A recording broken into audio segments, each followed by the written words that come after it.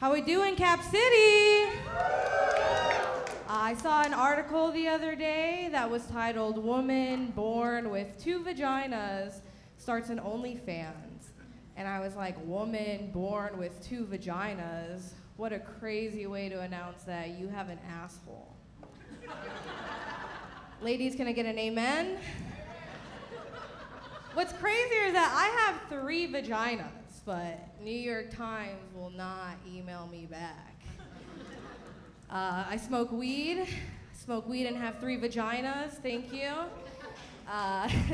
I think that they should name weed strains after why you're gonna smoke them instead of how they taste. I don't know about you guys, I don't know the difference between Blue Dream and green crack, right? I think that they should name weed strains after why you're gonna smoke them. So for example, midlife crisis hits some of you guys. Off the wagon again. Gonna kill my wife and then my kids and then myself. You could also call that the Chris Benoit. She's a bit of a dark joke. If you guys don't like dark jokes, you're probably just racist.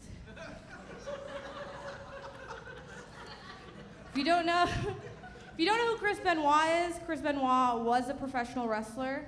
He killed his wife and his kids, and then he hung himself on a Bowflex. Yeah, weird flex, am I right? I actually used to be a professional wrestler. When I first started training, they were asking me, Jenny, so what's gonna be your finishing move? You know, like what's gonna be the finisher? And I was like, I'll make them come. I'm no longer wrestling. Comedy's going great though. Comedy's going so good. I work at Costco full time. Costco members in here? Yeah. There's white people in here, I know. I hate working at Costco. I hate working in customer service. The other day I was talking to this lady and she goes, I'm like, have a good day. She goes, you too, be safe.